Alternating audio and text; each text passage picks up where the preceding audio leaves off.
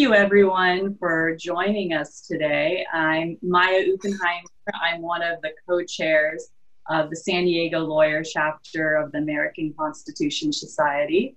I appreciate everyone from near and far joining us today. For those of you unfamiliar with ACS and what we do, I'd like to just share a little bit about our mission. ACS is the nation's leading progressive legal organization. We have over 200 chapters, both lawyer chapters and on law school campuses across the country.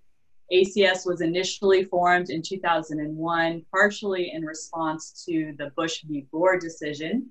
It was founded on the principle that the law should be a force to improve the lives of all people. ACS's mission is to shape debate on key legal issues and public policy through public programs such as debates, conferences, and press briefings. And we are now at another pivotal point in our nation's history. I believe that ACS is more important than ever before, and I'm glad to be able to bring you programs like the one that we'll be presenting today. I'm also very personally happy that ACS has been able to go so strong even in the wake of this pandemic, and I've enjoyed all the virtual conferences that we've been having, especially the fact that it's given us an opportunity to connect with the ACS community beyond just our local networks. And now, because I know a lot of you won't stick around to the very bitter end, I do want to announce that the San Diego's next chapter event will be on September 3rd, and we will be discussing the weaponizing of the First Amendment. It will focus on recent court decisions and its effect on the freedom of speech. But today we are here to talk about the right to protest, and in particular efforts through legislation and police enforcement to curb that right that's given to us by the Constitution. I'd like to introduce our panelists, but first I do want to thank our co-sponsors, the Earl B. Gilliam Bar Association, the Pan American Asian Lawyers of San Diego, as well as the ACS lawyer chapters of Michigan and New York, and finally also PEN America. Our first speaker today is Andrew Feaster. Andrew is local to the San Diego community, and he is a public defender in the San Diego Public Defender's Office. We next have David Loy. David is part of ACLU of San Diego and Imperial County. He's the legal director there. And finally, we have Nora Benavidez. Nora is the director of U.S. Free Expression Programs at PEN America in New York, and she's in charge of the group's advocacy agenda on First Amendment and free expression issues. Nora is also active and on the board of ACS Lawyers Chapter of New York. So let's get started with Andrew. And Andrew, lately there's been, as we know, protests on a couple of different fronts around the country and here in San Diego. We first had some protests pop up relating to protests against the mandatory requirement to wear masks. And then later and more recently, we've also had protests surrounding the George Floyd killing and others by police in association with Black Lives Matter. Have you seen a different response from the police here in San Diego with relation to those two different protest movements? Short answer is yes. And what happened, I guess, in San Diego is pretty common to what's been going on throughout the country in regards to the protests for anti-mask versus the Black Lives Matter protests. In San Diego, we've had the anti-mask protests around downtown, some in the beaches areas in North County, San Diego. From what I've heard and what I've seen, there has been no tear gas, no use of rubber bullets for the anti-masker protesters. And very few, if any, have actually been arrested for protesting during this global pandemic. And for the most part, they haven't been, I will say, any type of violence unless you travel, I guess, more so East County when they were going up against the Black Lives Matter protest. But in contrast, when we look at the Black Lives Matter protest, the tactics have changed from the very beginning when the very first protests started in La Mesa versus how they more recently have happened. At the very beginning, it's a lot of different events. In addition to, the killing of Ahmaud Arbery, Breonna Taylor, and George Floyd, we also had, in our own city, La Mesa PD, former La Mesa PD officer, with the arrest of Mr. Johnson. That sparked up some protests, and then people were protesting out in La Mesa. And what happened, La Mesa declared that protest an unlawful assembly. And what we seen was the use of tear gas, chemical weapons, the use of rubber bullets. A grandmother was actually shot in the eye with a rubber bullet, was taken to the hospital in ICU. And what transpired was, without, de-escalation, it was just a destructive cycle. Police used violence, and violence in turn, the protesters then used some more violence as well. And this occurred after La Mesa, right? So the next following days, this happened back to back to back. They then, protests started occurring in downtown San Diego. And even in those protests, what happened was the protesters were deemed an unlawful assembly. Tear gas was used. Rubber bullets were used. This is downtown San Diego, well, SCPD. And what we also saw in San Diego was actually, occurring in New York. We had ununiformed officers pulling up in unmarked vehicles and kidnapping citizens and taking them away. And that's what I think that's actually a fair representation, when you have officers in plain clothes coming up in an unmarked van, just pulling people off the street. And that was in the very beginning. But after, I would say, about 2 weeks, the protests and the tactics, I think, kind of changed. Since then, the protests have still been going on. And what I've seen in the protests I've been to, what has changed is there's no more use of tear gas and chemical weapons, no more use of rubber bullets. And they essentially just allowed the protesters to protest and yell and voice their displeasure. But they're no longer being arrested. And so I'll backtrack. I forgot to mention, in the beginning, first 2 weeks, people were getting arrested and charged with crimes. After, all of the videos started coming out, and this was happening nationwide, what the government decided to do, and the district attorney and the city attorney's office, they decided not to file charges against those who were arrested. And since that mark, it'll be less clashes. The protesters are allowed to voice their displeasure, voice their concern. There was no more tear gas when I've seen. There have been no more rubber bullets, no more arrests. And it's, I would say, just been peaceful. And I think it's happened for a lot of different reasons, but I think that's really what we've seen, in at least in San Diego, is at the very beginning, it was more aggressive. And then for a lot of different reasons, more lately, they just allowed the protesters to voice their displeasure and just protest. And no police were stopping it. They weren't getting arrested. If anything, I think they would just stop trying to prevent the protesters from going on the freeway. But it was the tactics by the police were different from the very beginning of the protests until now. Thank you, Andrew. And then building off of that, David, I wanted to ask you, Andrew mentioned that in the beginning, there were people that were being arrested and protests were being broken up based on the fact that they were considered unlawful assemblies. We have a constitutional right to protest. So how can the government or the police stop someone or arrest someone for exercising their constitutional right to protest?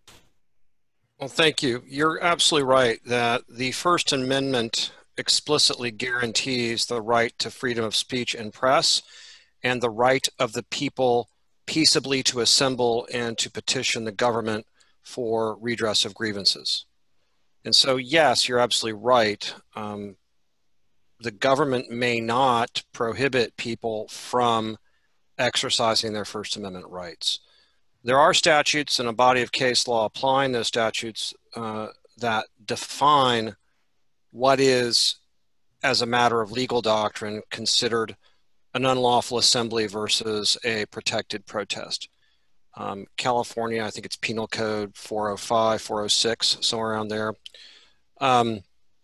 An unlawful assembly, very broadly defined, is not a protected protest because it is, at least in theory, an assembly of individuals that is committing crimes, not engaging in protest. So if the assembly becomes, a group of people engaged in property destruction or other forms of unlawful conduct that is not protected by the First Amendment, in certain circumstances, very limited, narrowly defined circumstances, law enforcement has the right to declare that assembly unlawful.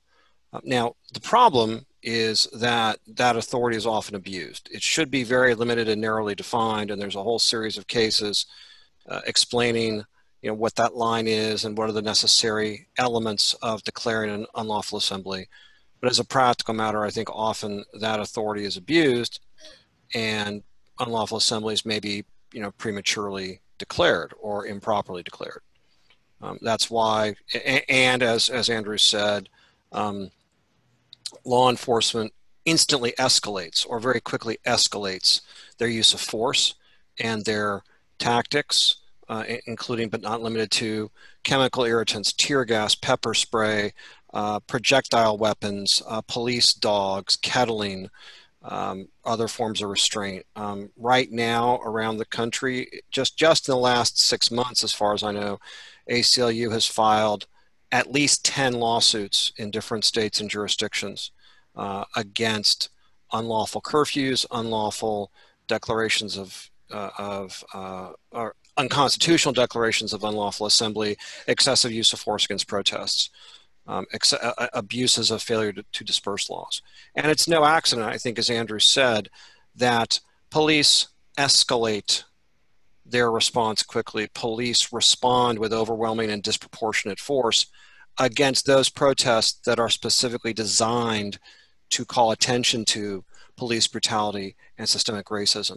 There is a systemic pattern of law enforcement around the country cracking down far more harshly on anti-racism, anti-brutality protests than on protests by white people against, for example, public health measures.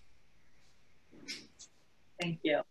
So we talked about, both Andrew and David, about police enforcement of these issues and how they can be abused and how they may be unconstitutional. But really it starts with the legislation and the bills introduced by legislators. So Nora, can you tell us a little bit about some of the bills and the bills that have become law across the country that have enabled the police to overreact, as David and Andrew have described? Sure. Thanks so much, Maya, and thanks for hosting this event. I feel like as much as we can be recrafting the narrative around what acceptable protest means, it's a good thing, because the narrative now seems to be that protest is somehow inherently criminal, or that there are aspects of it, depending on who is speaking, that are more or less acceptable in the eyes of law enforcement. And we've seen this play out over the last several years in our state capitals. And so one thing that PEN America has been doing is researching what those proposals look like.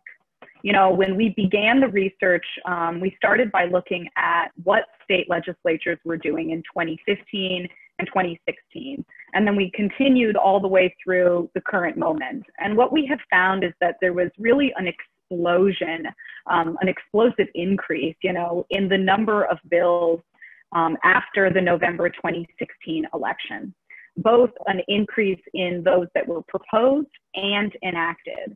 And what most of these bills sought to do were to criminalize or heighten penalties for protest-related activities. Those are activities that would either arise naturally from a protest, like walking in a public roadway, or are likely to occur as a foreseeable part of protest. And frankly, much of what we found is that these were proposals targeting specific speech. There was really a clear and identifiable link that I have found and my colleagues have found at PEN America, that over the years, we've seen about 120-ish bills proposed since the beginning of 2015. About only 20% of those actually become law. So it is an interesting question when you pose to me, how are these bills that do become law used by law enforcement? because I actually think much of what we're seeing is a kind of chilling of people's First Amendment rights who might be newer protesters, people who are wanting to come out, and when they hear about these bills, they think twice about it, because generally we've seen an increase in proposals that then match the kind of rise of broad-based protest movements in certain relevant states. And legislators are often very bold in making it very clear that their bills have been proposed with specific protests in mind. And David already mentioned what some of this seems to look like, at least from a rhetoric perspective, but it's really, I think, a slanted view of the First Amendment, because protests that are being targeted in our legislatures are primarily those led by or tactics used by Black Lives Matter, by those challenging critical infrastructure sites, and bills that have been sort of introduced in model legislation by the American Legislative Exchange Council and the Council of State Governments. And so what we've really seen is just this sort of anti-protest rhetoric, that the kinds of things that are seen as protected are getting smaller and smaller. So what would have been an existing misdemeanor charge for obstructing traffic, let's say, is now in certain states considered a felony, or even could be seen as, if you are any one of us on this panel, if we do a training on your rights and there is a protest that then erupts into civil unrest somehow, we could be charged with riot boosting potentially. And so the ways that protest, and frankly, how people, especially legislators and law enforcement, see acceptable protest, it's just becoming smaller and smaller. But it's really geared towards certain voices. And it's sort of my soapbox, if you will. So I won't stay on it too long, because I know that we're among friends, and it's been something that over the months of our doing this research, we have been afraid. I've been really afraid about what's to come in light of the George Floyd protest, because we released this report in May, and I speculated at the time that we would see in June and July and now proposals that would basically target and criminalize the tactics used. And sure enough, from Tennessee to New York to threats from the governor in South Dakota, we are seeing those types of threats again, which means the people that are speaking now against systemic racism, that are trying to challenge these kinds of very large injustices, have to weigh putting their own bodies in harm's way to risk arrest potentially, to actually exercise their First Amendment and protected rights. And that kind of catch-22, one, is not only troubling for our First Amendment, but it's troubling in that we have leaders and we have law enforcement that seem willing to go along with that. Thank you, Nora. And then bringing it back to California a little bit, David, are there specific examples you can give us of California legislation, either bills that have been defeated or laws that have actually gone into effect that relate to what Nora has been discussing? And in particular, I'm interested in how our proposition process here in California, where bills are presented to the California citizens, might play into whether or not those bills have been successful. Sure, I'll be glad to offer a couple of thoughts with the caveat that I'm primarily a litigator, not a legislative analysis. So Nora will probably, or Andrew may know this better than I do. I'm not aware personally of any sort of viable bill that got anywhere in California on this topic. Thankfully, California legislature is, though far from perfect, is not, Mississippi or Idaho or, even Missouri. So I'm not aware of any particular. There's a significant problem both in California and elsewhere, in addition to the problems that Nora described, is the abuse of existing laws to attack and punish protest through aggressive charging, overcharging. For example, I think it was Kentucky, if I recall correctly, protesters who went to the home of, was it the mayor, DA, city attorney, who was refusing or failing to charge the killers of Breonna Taylor. And those protesters were charged with felony intimidation of a public officer, if I recall correctly. I don't know if the DA picked that up, if that's actually being prosecuted. I don't know the details, but the mere fact of being charged, whether you're actually prosecuted, whether you're actually convicted, is itself a major chilling effect and deterrent on protest and speech, because, and Andrew and Nora and you all know better than I do, in litigation, especially criminal litigation, the process itself is the punishment. And so, yes, we need to stop the very bad laws from going into effect, but we also need to address the misuse and overuse of existing laws and look at, not only fighting those charges when they arise, but amending or potentially repealing existing statutes or creating carve-outs that respect the right to protest. But I will defer to my co-panelists if they have any more information on your original question. Yeah. Andrew or Nora, do you want to build on what David was discussing? Go ahead, Nora. Well, in our press call for this panel, we were so, we were honestly all so excited to talk about these issues. I feel like we could respond in any number of ways. But the short answer to the question about California legislation is no, I haven't seen anything that has been a negative or bill that would require us being on the defensive. And I'm not sure that we would, given the makeup of the legislature.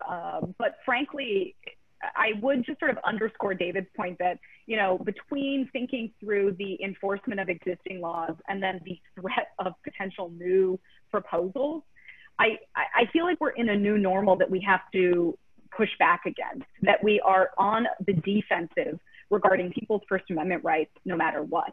The fact that Andrew, in detailing the stories when he opened, describing what was happening in San Diego, is really symptomatic of this larger issue that we are facing, in which certain people's rights and certain voices are protected more than others.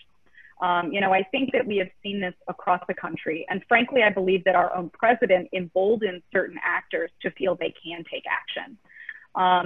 Just today, BuzzFeed News broke, for example, that in being able to have access to certain documents from federal agents from DHS were talking about protests in Portland as probably going to be riots.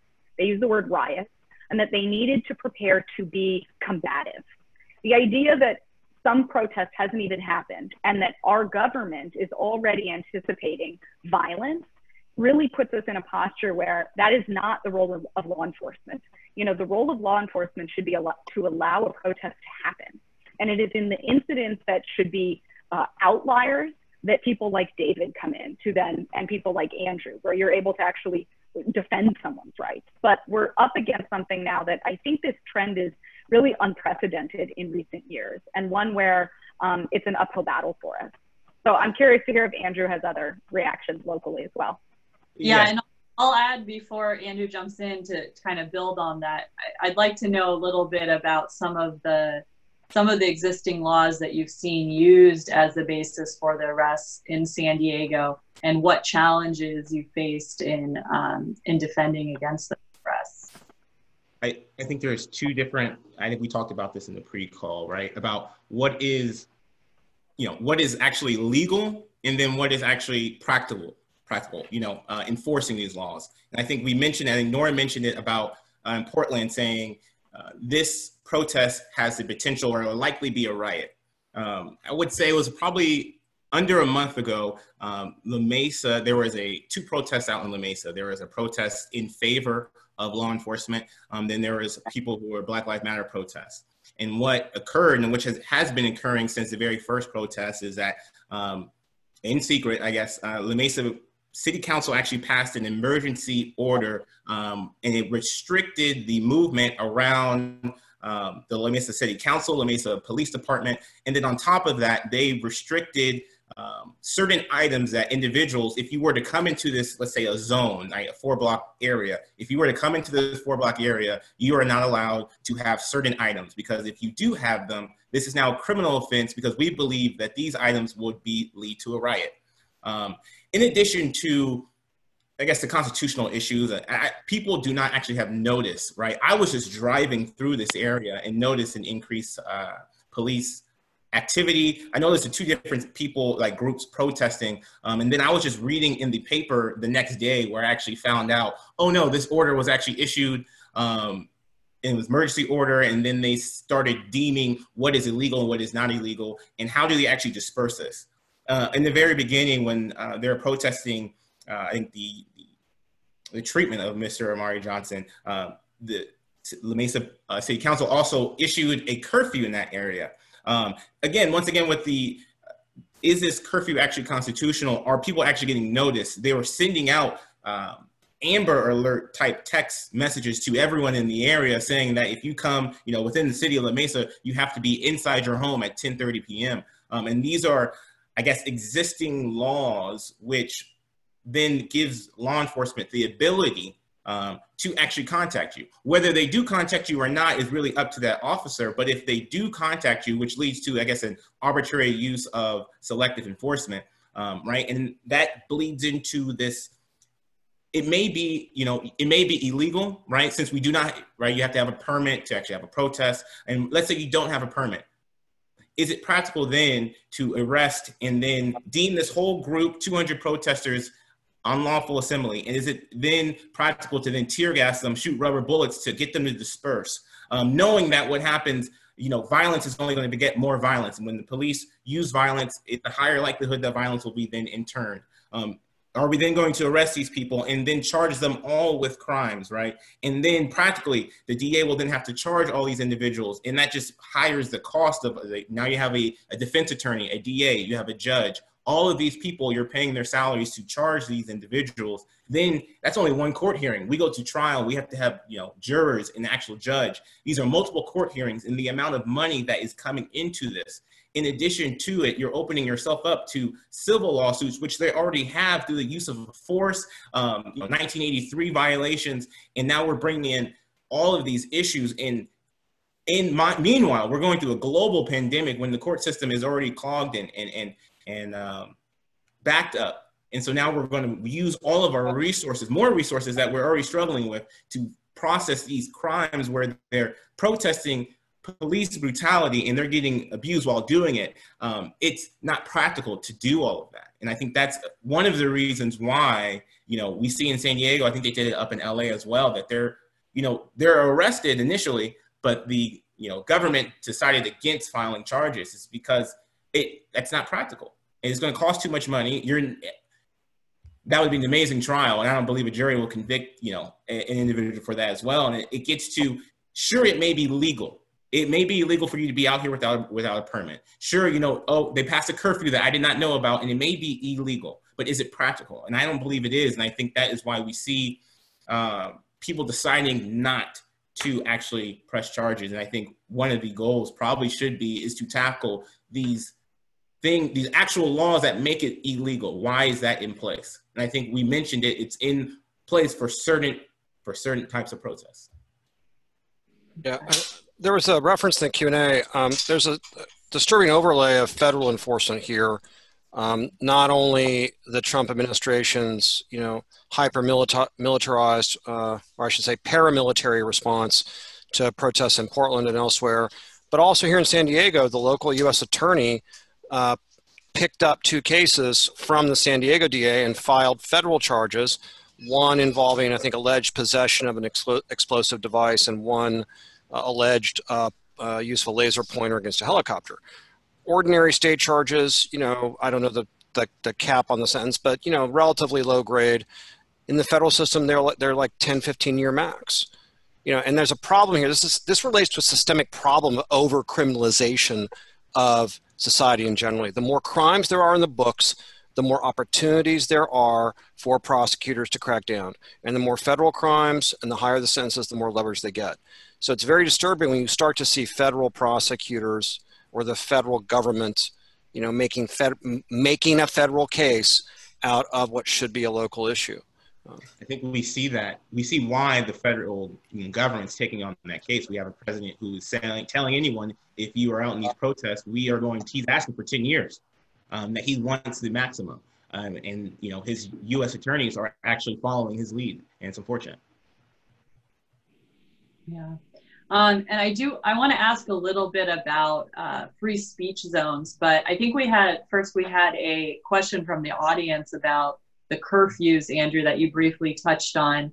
and what the parameters are of that, when they can be enforced, and how they're being used against protesters. My instinct is that it probably varies by city and municipality, what those laws are, and how they're being twisted in order to prevent protesters or curb the right to protest.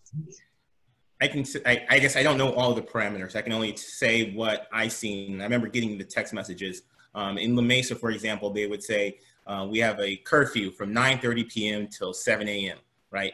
They don't want anyone out on the street. And I don't know of anyone legally challenging the issuance of the curfew. But I think that is actually interesting to do, because in order to do that, they actually have to show, a legal reason for that. I believe may have to need strict scrutiny. I don't believe they will actually meet that legal burden, but I don't know if anyone actually, challenging it. And if no one challenges it, then, we won't actually know the justification from the government. Yeah, so it's all right. It's okay. I can provide some background here. So there is a constitutional right to freedom of movement. There is a constitutional right to freedom of speech and assembly, and those rights run 24/7. There is no nighttime exception to the First Amendment. If a city had a freestanding curfew ordinance that simply said there's a curfew from 10 p.m. to 6 a.m. across the board all the time, that would clearly be unconstitutional. The courts have upheld very narrowly tailored curfew ordinances for example, people under 18 with carefully carved out exceptions. The leading case in the Ninth Circuit is something litigated by my office over 20 years ago, Nunez against City of San Diego. Struck down a juvenile curfew, explained the problems with it. The city later came back and passed a revised juvenile curfew ordinance. But as to adults generally, there can be no sort of generalized freestanding curfew. In very limited circumstances, in specific, narrowly tailored emergencies, courts have said that governments may deploy their pre-existing emergency statutory powers to declare very time and space limited curfews to address very particular problems. And as Andrew said, those are subject to strict scrutiny because they infringe, the constitutional right to freedom of movement, they infringe freedom of speech, and must be very narrowly tailored to an overwhelming and compelling public interest. So, for example, natural disaster, earthquake, tsunami, hurricane, what have you, for only the very limited amount of time necessary to address that. In the case of potentially pervasive, citywide, uncontrolled disorder and violence, potentially a court might say that a city acts within its general emergency statutory powers to declare a very time-limited curfew. It has to be time-limited and also narrowly limited to the specific place where the problem is. So, for example, the ACLU of Southern California in Los Angeles challenged a Los Angeles citywide curfew that was a gross overreaction to a few problems that occurred in a few particular places. And the city, as soon as that lawsuit was filed, the city backed off and dropped the curfew. I looked very hard at the La Mesa curfew and related curfews in Santee, Poway, National City, Spring Valley, etc. Sent demand letters to various cities, and they dropped the curfews before it became necessary to litigate. So locally, we did not litigate those issues because the non-litigation advocacy was successful. And as I like to say, litigation is the worst way to solve a problem. It's what you do when nothing else works. So fortunately, locally, we didn't have to litigate. And I will say, I'm not defending everything the city of San Diego did by any means, but the city of San Diego could have, but did not impose a curfew, even though there were allegedly some problems. So for once, San Diego upheld civil liberties better than LA.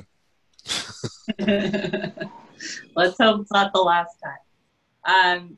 So another related issue that I wanted to discuss are these free speech zones, and perhaps Nora can touch on these, or David again. And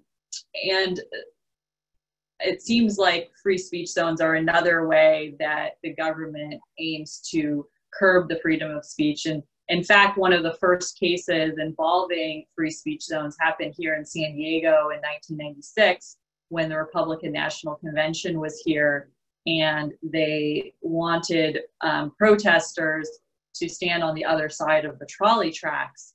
And the courts decided that this violated their right to protest because their message could not be heard and seen. So I'm wondering if Nora or David, you can talk a little bit more about freedom of speech zones, and if you've seen those being used recently in the Black Lives Matter protests, and what the constitutionality of those are, the constitutionality considerations. Well, I mean, I'm happy to talk in sort of a larger way. I'm really curious to hear, David, your thoughts on San Diego. I didn't know this, actually. That's a fascinating history. And so I would love to hear what you have to say. You know, a lot of our analysis from PEN America, we didn't look at, or we really didn't find a discernible trend in bills being introduced, for example, around the country, creating or seeking to create free speech zones. The one exception is on college campuses, which have seen over the last few years a very large spate of proposals that would attempt to redraw where students and others on campuses can speak. And, you know, one of my concerns is that often these are not adequately drafted, that they do not give ample opportunity for people to speak in other avenues and other spaces, when the zone is somehow limited to, you know, that small annex over here that is so hard to get to, no one's going to go. And at least in the campus arena, we've seen that become a true impediment to people actually exercising their First Amendment rights. So, you know, I'm curious to hear David's reactions, and then I can kind of react as well on the constitutionality, but from a larger national perspective, because some of these do seem drafted in ways that would fit within the contours of the First Amendment, and then a lot of times they simply don't become law. They are used, in my opinion, to threaten speech and to make people feel like if there is a term called free speech zone, that must mean that there are only certain places where I can acceptably speak. And part of what we do and what I try to work on when I conduct legal trainings is educate people about what the contours of free speech zones really mean and why it's sort of an imposed legal term to describe certain ways that you can or somehow cannot exercise your free speech rights.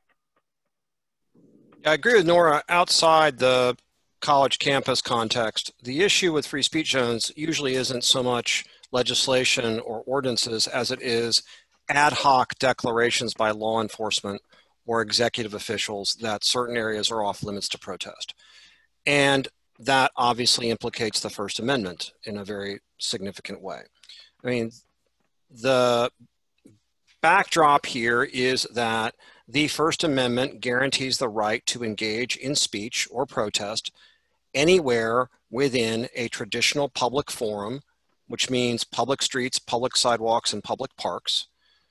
And by definition, you have the right to speak anywhere within a traditional public forum until or unless the government can sustain its burden to justify restricting your right to do so. Now, if the government does so based on content, that's obviously subject to strict scrutiny and virtually always unconstitutional to say, for example, you can protest, you know, you can demonstrate and support the RNC at the front door, but against the RNC across the street. You can demonstrate for labor, you know, at the job site, but against labor across the street. Government may never be can never draw these kind of content or viewpoint-based distinctions.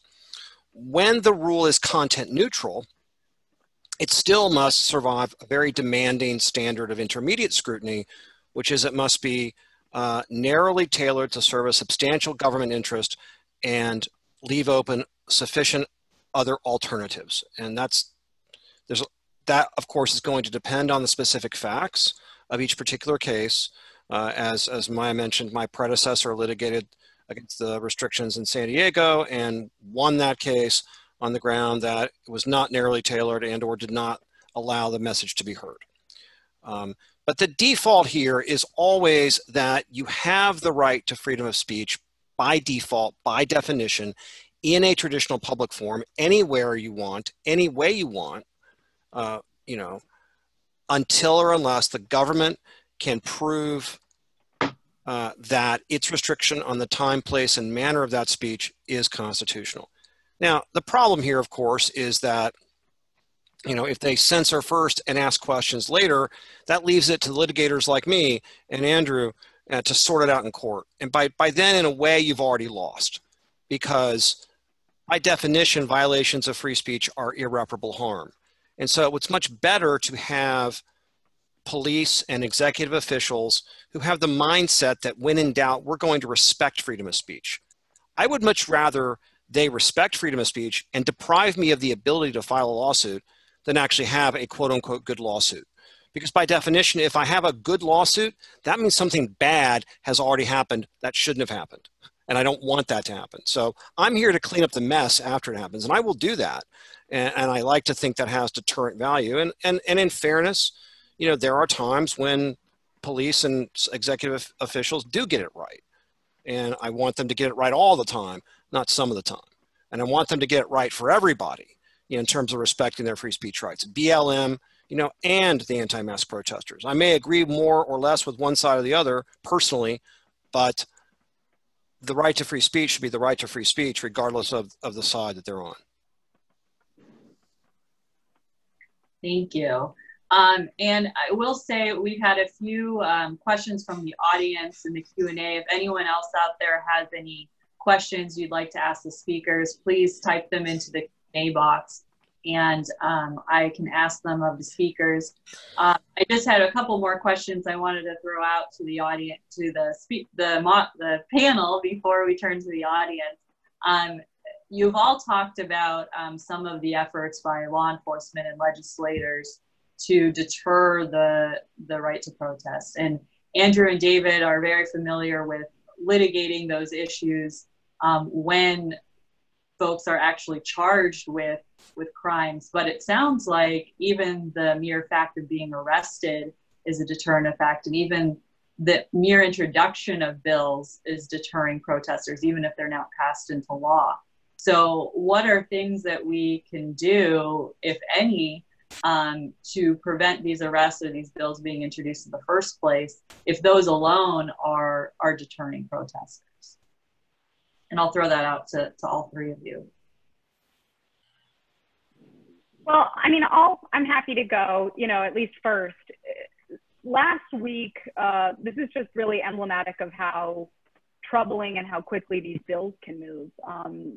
In Tennessee, there was a special session that was called, and behind closed doors, with no opportunity for people like me or David or Andrew or frankly the public to weigh in and testify or even provide written testimony, the legislature introduced and within, I think, 3 hours passed a bill that would create very steep felony penalties for protesters around the state capitol. There were several things that concerned me about this. That, you know, of course, one is the underlying issues that legislators want to limit or chill people's First Amendment rights. And then that this happened behind closed doors. And when you ask, what are the things we can do? You know, it kind of depends what we're up against. And in a lot of places, from the activists and the organizers I've spoken to, one really stands out to me. One of my colleagues that I interviewed for our report, Nick Tilson, works and organizes the NDN Collective in South Dakota. And one of the things he said was, if we're always on the defensive, we are never able to actually imagine something new and something better or greater, because we're always trying to fight bad bills and fight bad instances of constitutional violations, instead of being able to think about what that reimagined future is for the country. And I think that despite seeming lofty, is part of what is so troubling here, and that often we don't feel our voices matter. And so one thing is, part of what we're trying to do is help reorient people. A lot of our members are all around the country, and we're trying to help empower people to say, listen, if you actually do call your legislature, if you do call your governor's office, that can make a difference. And trying to help recast how people think of their own citizen civilian advocacy. So we've been pushing for governors to be protecting in greater ways press at protests, because I think we need to know more of what is happening. We cannot have a darkening or dampening of narrative and storytelling and news coverage around the protests. And I would always encourage at the local and state level for people to really, truly try to get involved and research these issues. You know, when we think it isn't our issue or it isn't going to make a difference if I do X, Y, or Z, it actually can. And then the only other piece that I'll add is that we've really monitored the disinformation that is rampant around the protests. And in trying to help educate or re-educate people about what they're seeing online, we have noticed a really kind of horrible trend where organizers, activists, and others are, frankly, even lay people, really do fall prey to disinformation about the protests, primarily around white nationalist infiltration, violent actors who are stoking discord, videos, you know, that misattribute who people are in them, and then law enforcement track and survey those feeds to be able to arrest people. And so that's sort of the other area of our work that I would say, if you really want to get involved and think critically about this, make sure that you are arming yourself with facts, not falling victim or prey to headlines that frankly are forms of clickbait. I think to like piggyback off of Nora, one of the biggest things, I agree with contacting legislators, your elected officials, as we are fortunate in California to have elected officials who are pushing more progressive agendas. And I think what they saw in the first couple weeks nationwide, but specifically in California and San Diego and LA, we saw chemical weapons, we saw rubber bullets, we saw excessive use of force. And so what happened in turn was after seeing that, we have elected officials in Sacramento actually pushing bills to prohibit law enforcement from using tear gas, to restricting use of force. And I think that really helped. And I think we mentioned that, I guess, law enforcement actions do have an effect to chill speech. There are people who, if I see violence happening, I see tear gas, I see all of this happening, you know what, I may not actually go to this protest that's happening tomorrow. But in return, I think we do also see people I think that motivates people.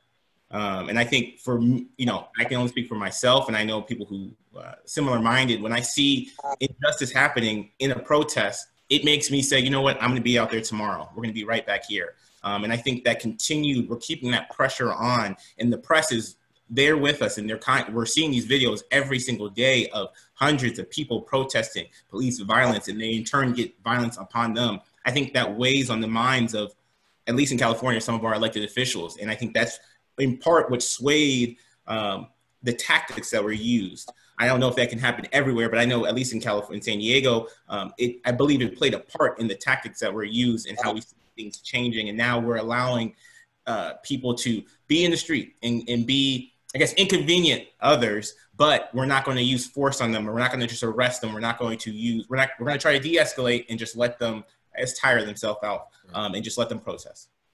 Yeah, and I agree with all that from both Nora and Andrew. And I want to just add briefly, I certainly, strongly defend the right to protest and demonstrate in the street.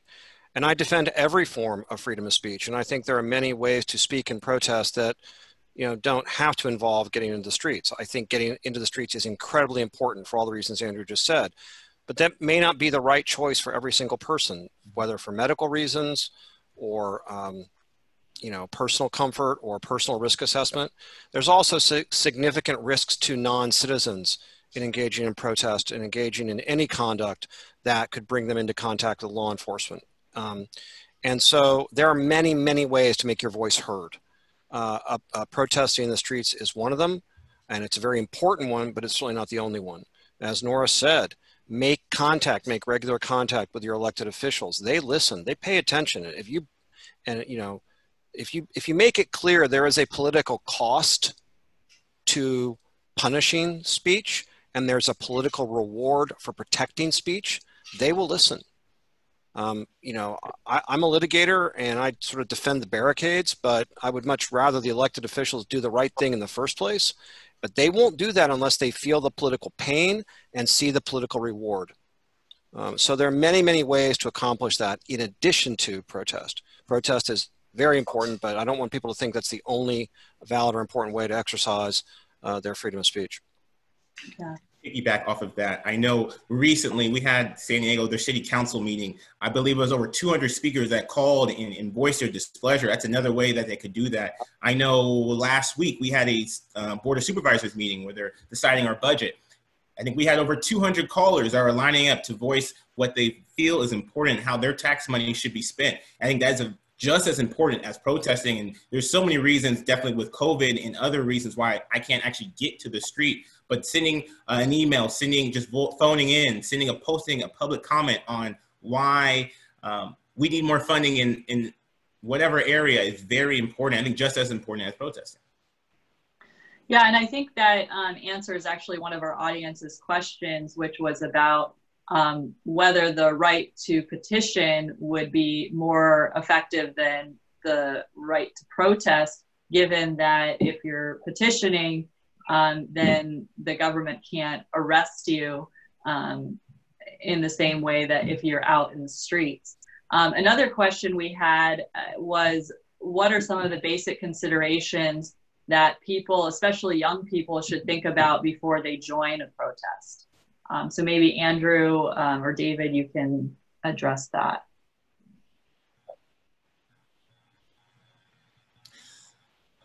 I guess it depends on how young, but I would assume just someone in high school. I think most importantly, just knowing your rights. Well, pre-COVID, just knowing after COVID, knowing your rights. You know, when I went out to a protest, you know, having a mask, doing all of that just to keep yourself safe. But I think especially knowing your constitutional rights and knowing what to do potentially if contacted by law enforcement, and how to respond to their questions and be respectful, and then also assert your own constitutional rights. Yeah, and I would suggest also that people, you know, work through organizations that sponsor and organize and train on protest. And, you know, listen to the organizers. The organizers themselves will typically have a lot of experience in how to effectively mount a public protest and demonstration. And it's often, you'll find, just parenthetically, speaking of police escalating the level of violence, it's often the protest organizers themselves who are most concerned with ensuring, for lack of a better term, you know, discipline by protesters, to stay on message, to not undermine the message, right? And the police will then escalate and provoke that which the organizers themselves are trying to prevent. So encourage, you know, work through existing organizations and existing organizers, go to their trainings, you know, follow their directions and be part of a larger movement than yourself. I think that's what the First Amendment is all about. The First Amendment is the oxygen of civil society. It's the oxygen of collective action, of collective organization. We're not just individuals throwing our voices into a void. We are members of a civil society. And it's the First Amendment that protects and guarantees our right to organize for collective action and social movement. Thank you.